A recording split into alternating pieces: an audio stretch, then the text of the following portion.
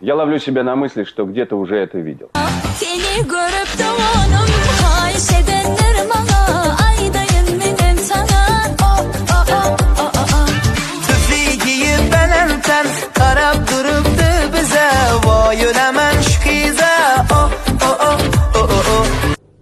Utanın ok mu kız?